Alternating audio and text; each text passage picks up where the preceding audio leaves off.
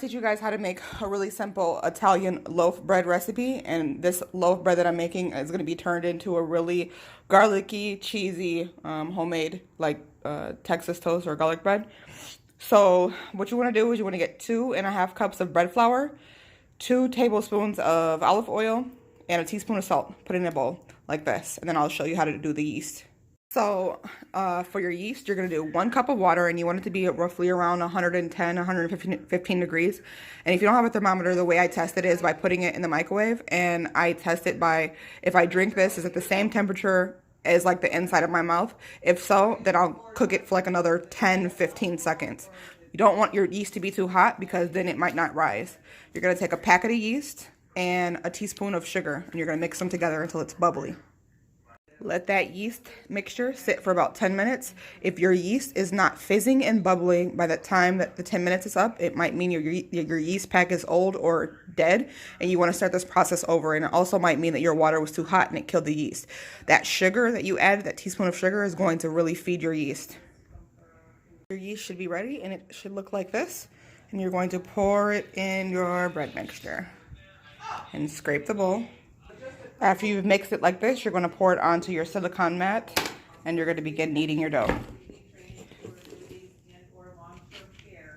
You're going to knead your dough for about 8 to 10 minutes, and I'm going to be hand kneading. And the reason a lot of time that I hand knead is because not everybody has a KitchenAid or a stand-in mixer, and I want you guys to be able to make the recipes I make.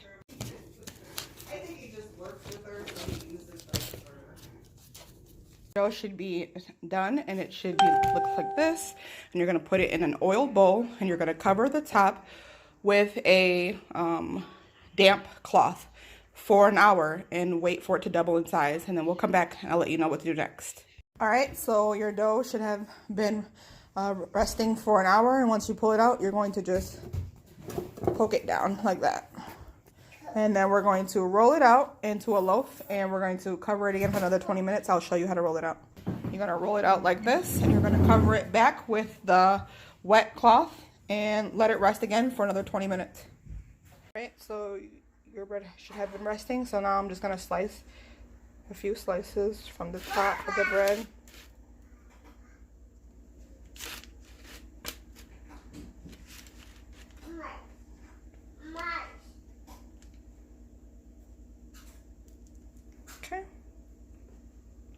Is your fresh baked Italian loaf, and if you want it to have a little bit more darkness, you can. The reason why I took it out right now is because I plan on slicing this up and making Texas toast, so it's going to go back in the oven.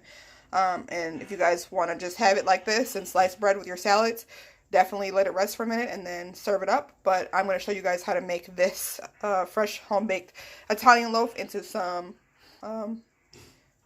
fuck, I can't even think. Yeah, whatever. The bread is breaking. You want to make your garlic butter sauce and get your cheese ready. So how I make my garlic sauce is I take 1 tablespoon of butter. I'm not 1 tablespoon. 1 whole stick of butter melted, and I mix it with 3 tablespoons of fresh grated garlic or 6 cloves, and about a handful of shredded parsley. If you don't have fresh, you can use about 2 tablespoons of parsley and mix it up. And then you're going to get your cheese, and your cheese mixture is going to consist of mozzarella and fresh grated Parmesan Romano, and that's what's going to give the nutty flavor, and it's going to have enough salt in it that you don't have to add salt. And you need about, I'd say, 2 cups of that.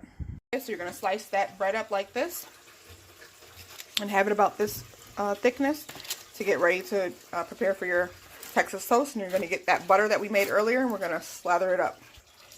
Okay, so now you're going to, after you've literally soaked them in that garlic oil that we made, you're going to top it with the cheese mixture that we have.